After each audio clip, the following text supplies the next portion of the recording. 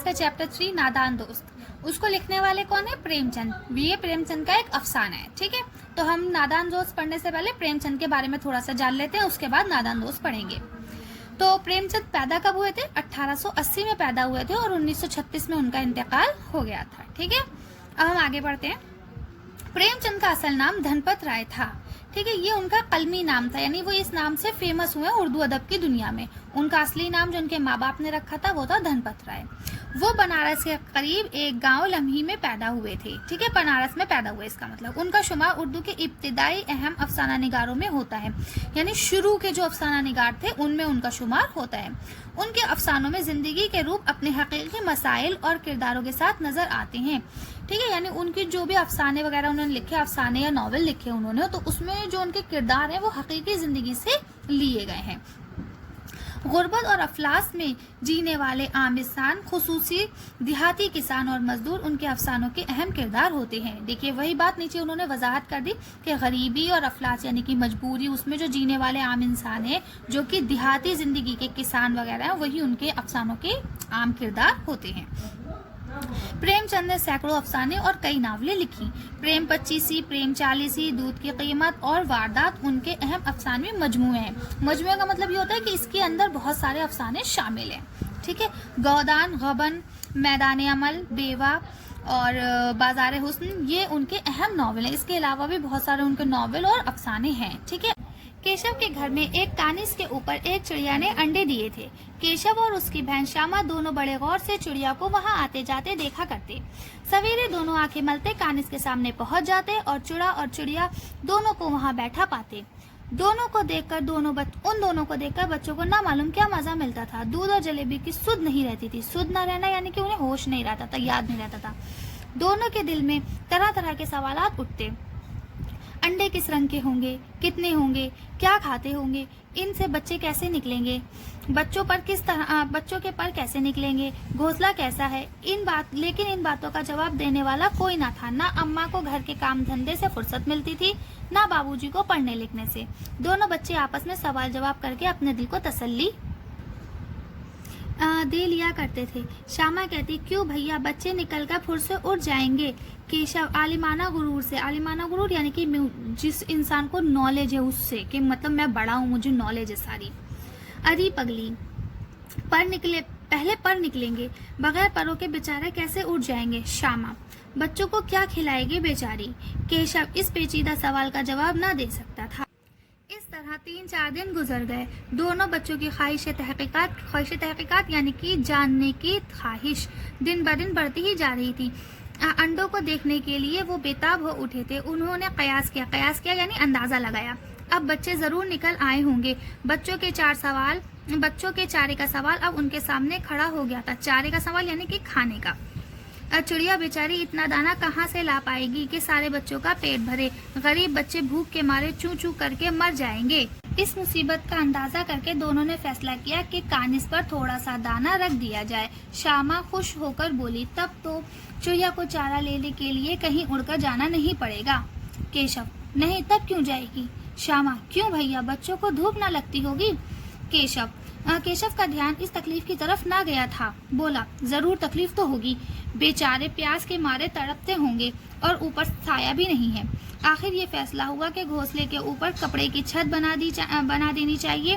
पानी की प्याली और चावल रख देने की तजवीज मंजूर की गई। तजवीज यानी कि प्लानिंग, जो उसको प्लानिंग करा गया था उसको मंजूर कर लिया गया।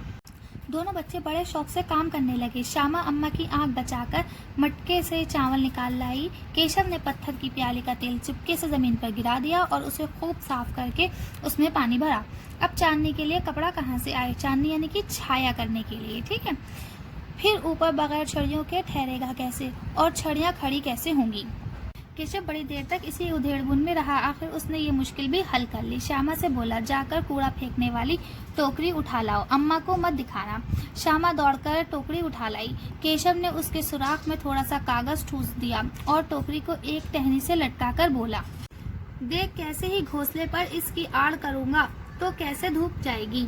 श्यामा ने दिल में सोचा, भैया कैसे चालाक है। गर्मी के दिन थे, बाबूजी दफ्तर गए हुए थे। अम्मा दोनों बच्चों को सुलाकर खुद भी सो गई, लेकिन दोनों बच्चों की आंखों में नींद कहाँ। अम्मा जी को बहलाने के लिए दोनों दम रोके, आंखें बंद किए मौके का इंतजार कर रहे थे। जो ही मालूम हुआ कि अम्मा जी अच्छी तरह सो गई हैं, दोनों चुपके से उठे और बहुत आहिस्ता से दरवाजे की सिटकनी खोलकर बाहर निकल गए। अंडों की हिफाजत की तैयारियां होने लगी। केशव कमरे से जाकर एक स्टूल उठा लाया, लेकिन इससे काम न चला तो नहाने की चौकी लाकर स्टूल के नीचे रखी और डरते डरते स्टूल पर चढ़ा। श्यामा दोनों हाथों से स्टूल पकड़े हुए थी। स्टूल की चारों टांगें बराबर न होने की वजह से जिस तरफ ज़्यादा दबाव पाता था ज़रा सा हिल जाता था। उस वक्त केशव को किस कदर तकलीफ बर्दाश्त करनी पड़ी थी, ये उसी का ही दिल जानता था। दोनों हाथों से कानिस को पकड़ लेता था और श्यामा को दबी आवाज़ से डांटता था, अच्छी तरह पकड़ वरना उतर कर बहुत मारूंगा। मगर बेचारी श्यामा का दिल तो ऊपर कानिस पर था। बार बार उसका ध्यान उधर ही चला जाता और हाथ ढीले पड़ जाते। केशव ने जो ही कानिस पर हाथ रखा, दोनों चुड़ियां उड़ गईं। केशव ने देखा कि कानिस पर थोड़े से तिनके बिछे हुए हैं और इस पर 3 अंडे पड़े हुए हैं। जैसे घोंसले उसने दरख्त पर देखे थे वैसा कोई घोंसला नहीं है। श्यामा ने नीचे से पूछा, बच्चे हैं भैया? केशव, 3 अंडे हैं, बच्चे अभी तक नहीं निकले। श्यामा, जरा हमें भी दिखा दो भैया, कितने बड़े हैं? केशव, दिखाऊंगा, पहले जरा झंडी लेकर आ, नीचे बिछा दूं, बेचारे अंडे तिनकों पर पड़े हैं। श्यामा दौड़कर अपनी पुरानी धोती फाड़कर एक टुकड़ा लाई। केशव ने झुककर कपड़ा ले लिया और उसे तह करके एक गद्दी बनाई और उसे तिनकों पर बिछाकर तह करके 3 अंडे उस पर रख दिए। श्यामा ने फिर कहा, हमको भी दिखा दो भैया। केशव, दिखा दूंगा, पहले जरा वो टोकरी तो दे दे, ऊपर साया तो कर दूं। श्यामा ने टोकरी नीचे से थमा दी और बोली, अब तो तुम उतर आओ, मैं भी देखूं। केशव ने टोकरी को एक टहनी से लगाकर कहा, जा दाना और पानी की प्याली ले आ, मैं उतर आऊंगा तो तुझे भी दिखा दूंगा। श्यामा प्याली और चावल भी ले आई। केशव ने टोकरी के नीचे दोनों चीजें रख दी और आहिस्ता से उतर आया। श्यामा ने गिड़गिड़ाकर कहा, अब हमको भी चढ़ा दो भैया। केशव, तू गिर पड़ेगी। श्यामा, ना गिरूंगी भैया, तुम नीचे से पकड़े रहना। केशव, कहीं तू गिरा पड़ी तो अम्मा जी मेरी चटनी ही कर डालेंगी, कहेंगी कि तूने ही चढ़ाया था। क्या करेगी देखकर। अब अंडे बड़े आराम से हैं, जब बच्चे निकल आएंगे तो इनको पालेंगे। दोनों परिंदे बार बार कानिस के पास आते थे और बगैर बैठे ही उड़ जाते थे। केशव ने सोचा कि हम लोगों के डर से ये नहीं बैठते हैं। स्टूल उठाकर कमरे में आया, चौकी जहाँ की थी वहीं रख दी।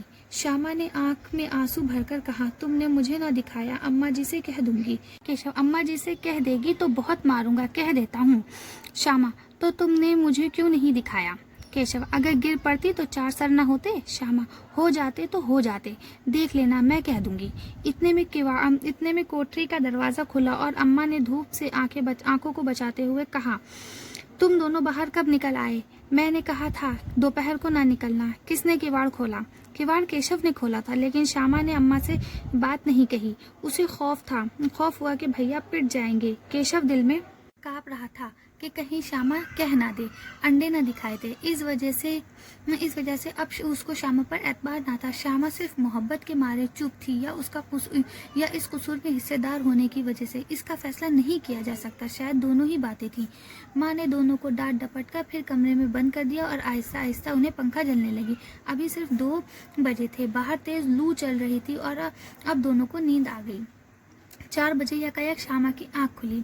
यकायक यानी एकदम से आँख खुली, किवाड़े खुले हुए थे। वो दौड़ती हुई कानिस के पास आई और ऊपर की तरफ तकने लगी यानी कि देखने लगी। तकने लगी। टोकरी का पता ना था। इत्तिफाकन उसकी निगाह, इत्तिफाकन यानी अचानक से, ठीक है, निगाह नीचे गई। वो उल्टे पाँव दौड़ती हुई कमरे में जाकर जोर से बोली, भैया अंडे तो नीचे गिरे पड़े हैं, बच्चे उड़ गए हैं। ठीक है, यानी अब अंडे वहाँ पे टोकरी वोकरी सब नीचे पड़ी थी और अंडे नीचे पड़े थे, इसलिए उसे लगा कि बच्चे उड़ गए हैं।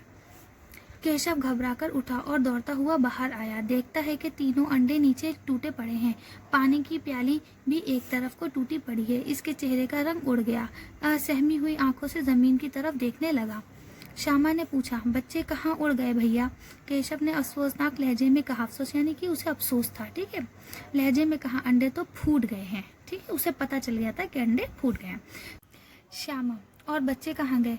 केशव, तेरे सर में देखती नहीं है, अंडों से उजला उजला पानी निकल आया है, वही 2-4 दिन में बच्चे बन जाते। माँ ने सुई हाथ में लिए हुए का पूछा, तुम दोनों वहाँ धूप में क्या कर रहे हो?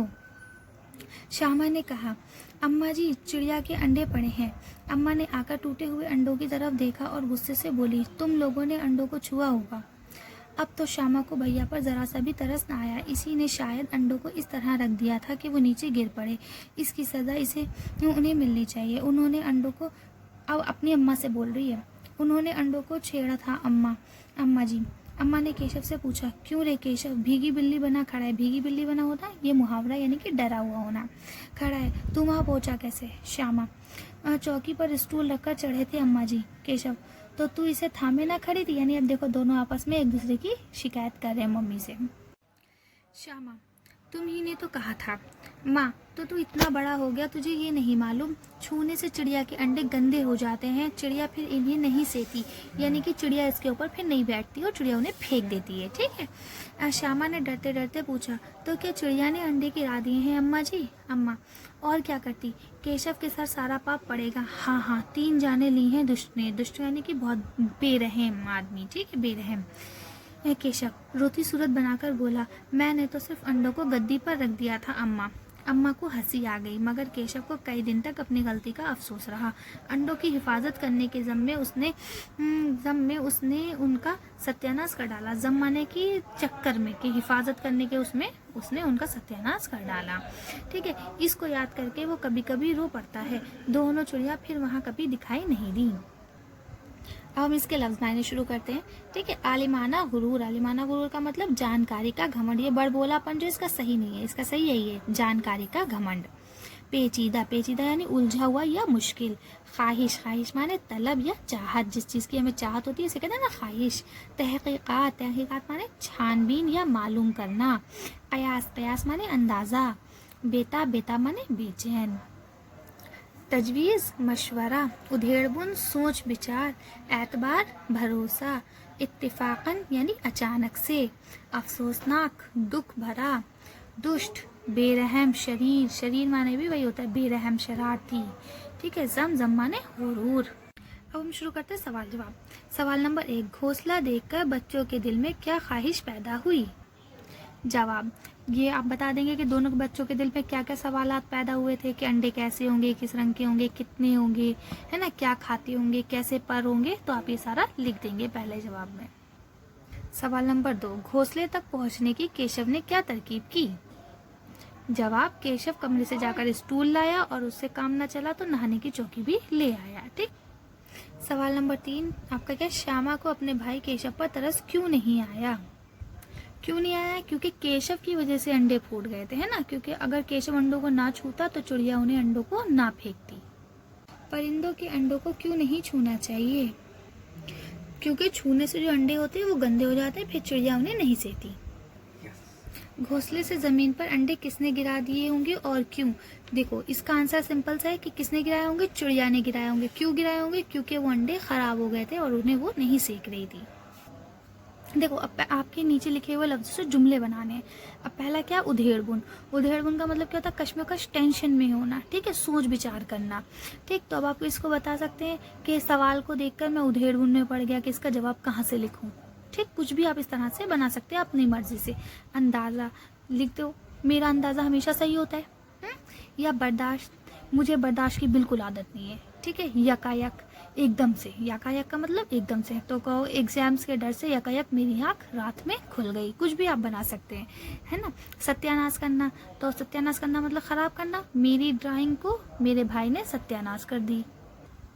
अब लिखा है नीचे लिखे हुए लफ्ज़ों की मदद से खाली जगहों को भरें। तो अब क्या लिखा है, बच्चे, पाप, टूटी, दफ्तर और कांप।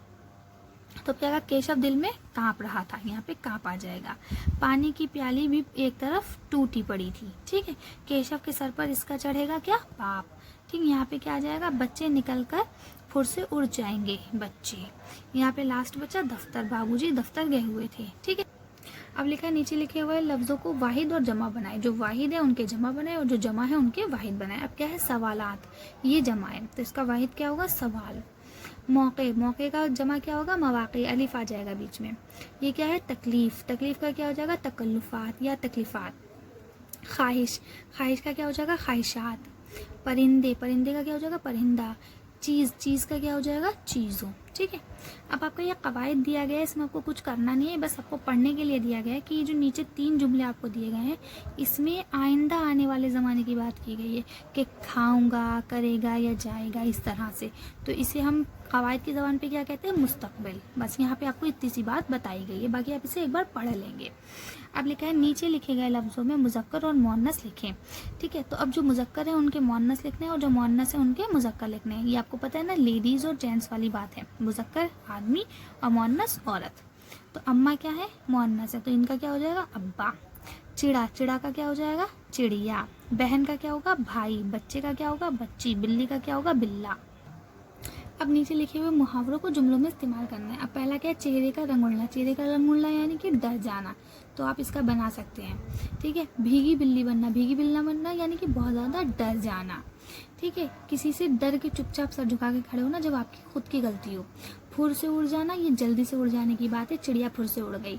ठीक है, और दम रोकना। दम रोकना यानी चुपचाप सन्नाटे में रहना कि अभी जब सन्नाटा होगा तब हम काम करेंगे। ठीक है, सुध ना रहना यानी कि होश ना रहना। ठीक, अब आ जाते हैं नीचे लिखे हुए लफ्ज़ों के मुतज़ाद लिखे। मुतज़ाद यानी कि उल्टे लिखना है, विलोम शब्द है ना, उल्टे करना है। धूप, धूप का क्या हो जाएगा, छाँव। तकलीफ का क्या होगा, आराम। सज़ा का क्या होगा, इनाम। पाप का क्या होगा, सवाब भी लिख सकते हैं और पाप का पुण्य भी होता है। जवाब का सवाल। तो आज के लिए बस इतना ही। अगर आप हमारे चैनल पर नए हैं तो सब्सक्राइब करना ना भूलें। हमारी वीडियो को लाइक और शेयर करें। Thank you for watching.